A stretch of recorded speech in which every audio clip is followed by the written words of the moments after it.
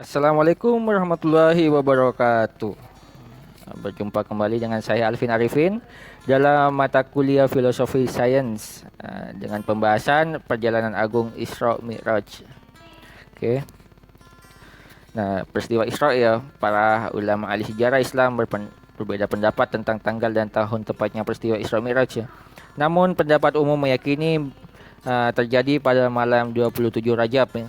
Pada malam tersebut Nabi Muhammad diperjalankan Allah secara fisik dari Mekah ke Masjidil Aqsa di Yerusalem, Palestina ya di sini Yerusalem ya, dengan menaiki al-buraq, hewan yang lebih besar dari keledai dan lebih kecil dari kuda, dan ditemani oleh malaikat Jibril alaihissalam. Dalam perjalanan menuju Masjidil Aqsa, mereka melewati makam Nabi Musa. Nabi lalu berhenti dan sembahyang di situ. Setelah tiba di Masjid Al-Aqsa, Nabi Muhammad lalu sholat dan memimpin para nabi berdoa. Setelah sholat, Jibril membawa 2 botol berisi susu dan alkohol. Lalu meminta Nabi memilih. Rasulullah memilih susu dan kemudian meminumnya. Melihat pilihan Nabi Muhammad Sallallahu Alaihi Wasallam, Jibril tersenyum dan berkata, Anda telah memilih al-fitrah atau kebenaran di sini. Di sini Isra ya. Isra itu ada di Al-Quran, Quran surat Al-Isra, nah, yang artinya itu memperjalankan di malam hari ya. Jadi yang diperjalankan itu yaitu Rasulullah Shallallahu Alaihi Wasallam dari Masjidil Haram ya di Mekah ya ke Masjidil Aqsa. Aqsa di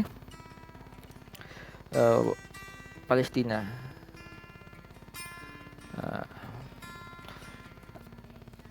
Oke, itulah Isra ya. Kemudian ada Mi'raj. Mi'raj dari Masjidil Al-Aqsa ini Nabi Muhammad SAW melalui kekuasaan Allah kemudian diangkat dan diperjalankan menyusul 7 lapisan langit hingga ke Sidratul Muntaha. Ketika sampai di langit pertama, Jibril mengetuk pintu dan meminta izin untuk masuk. Pintu dibuka dan keluarlah Nabi Adam alaihissalam menyambut Rasulullah SAW. Nabi Allah yang pertama ini kemudian menyatakan keimanan pada kenabian Muhammad SAW. Jadi peristiwa Mi'raj di sini dari Masjid Al-Aqsa ya di Yerusalem atau di Baitul Maqdis itu naik ke Sidratul Muntaha. Di situ dalam peristiwa itu, dalam peristiwa Isra Mi'raj, datanglah perintah sholat ya, sholat 5 waktu, perintah sholat 5 waktu. Nah, ya awalnya 50 dikurangi jadi 5 waktu saja. Oke. Nah, kemudian Nabi Muhammad Shallallahu Alaihi Wasallam dan Jibril naik ke langit kedua. Di sini Nabi Muhammad bertemu dengan Nabi Yahya alaihissalam dan Nabi Isa alaihissalam. Rasulullah lalu menyapa dan memberi salam pada mereka. Nabi Yahya dan Nabi Isa menjawab salam Rasulullah dan kemudian menyatakan persaksian mereka pada kenabian Muhammad Sallallahu Alaihi Wasallam. Di langit ketiga Nabi Muhammad berjumpa dengan Nabi Yusuf alaihissalam. Usai membalas salam dari Rasulullah, Nabi Yusuf menyatakan keimanannya pada kenabian Muhammad Sallallahu Alaihi Wasallam. Di langit keempat Nabi Muhammad bertemu dengan Nabi Idris alaihissalam. Sebagaimana para nabi sebelumnya, Nabi Idris juga menyatakan keimanan pada kenabian Muhammad Sallallahu Alaihi Wasallam.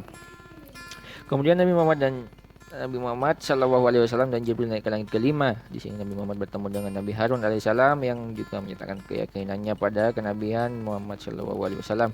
Di langit keenam Nabi Muhammad menjumpai Nabi Musa Alaihissalam. Nabi Muhammad memberinya salam ya, yang kemudian dibalas salam pula oleh Nabi Musa Alaihissalam dan menyatakan kesaksiannya pada kenabian Muhammad. Ketika hendak meninggalkan langit keenam ini Nabi Muhammad melihat Nabi Musa menangis. Beliau kemudian bertanya, mengapa Nabi Musa menangis? Dijawab oleh Nabi Musa, saya menangis karena seorang pemuda yang diutus setelah saya akan memiliki lebih banyak pengikut dari bangsanya yang masuk surga daripada bangsaku sendiri. Setelah itu Nabi Muhammad dan Jibril naik ke langit ketujuh. Di sini Nabi Muhammad bertemu dengan Nabi Ibrahim alaihissalam. Bawa para nabi dan rasul dengan takzim. Nabi Muhammad beri salam ya dengan hormat ya, penghormatan ya. Nabi Ibrahim sebagai bapaknya para nabi ya. Nabi Muhammad SAW dan Nabi Ibrahim pun membalas salamnya serta menyatakan keimanannya pada kenabian Muhammad Sallallahu Alaihi Wasallam. Di sini Nabi Muhammad mendapat perintah sholat ya. Dari langit ketujuh Jibril kemudian mengantarkan Nabi Muhammad ke Sidratul Muntaha. Saat di pintu gerbang, Jibril mempersilakan Rasulullah untuk masuk, sementara dia sendiri menunggu di luar karena para malaikat sendiri termasuk dirinya tidak diizinkan untuk masuk ke dalam ya. Hanya menunggu di luar ya. Di Sidratul Muntaha ini Rasulullah bertemu langsung dengan Sang Khalik, zat pencipta alam semesta Allah Subhanahu wa taala. Nabi Muhammad mendapatkan perintah untuk menegakkan salat 50 waktu sehari. Awal perintah salat itu 50 ya dulu awal 50 kali. Sekembalinya dari Sidratul Muntaha, Nabi Muhammad bertemu dengan Nabi Musa yang kemudian bertanya, apakah Allah memberimu suatu perintah untuk dilakukan umatmu? Rasulullah SAW menjawab, benar, Allah mewajibkan sholat 50 waktu sehari. Kemudian Nabi Musa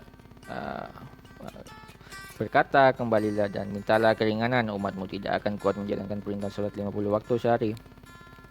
Nabi Muhammad menuruti nasihat pendahulunya tersebut, kembali ke Sidratul Muntaha meminta keringanan jumlah sholat yang diwajibkan untuk umatnya. Begitulah setiap kali turun dan bertemu lagi dengan Nabi Musa, Nabi Muhammad disarankan untuk meminta keringanan jumlah waktu sholat karena menurut Nabi Musa itu masih terasa berat hingga tersisa perintah sholat 5 waktu. Nabi Muhammad menolak usulan Nabi Muhammad menolak usulan Nabi Musa ya untuk kembali dan mengatakan itu sudah cukup karena sudah terlalu banyak potongan di situ ya.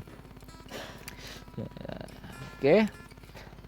Dalam refleksi hati ya, setelah mengetahui hal ini, patutkah kita masih sering meninggalkan sholat yang awalnya 50 diturunkan menjadi 5? Refleksinya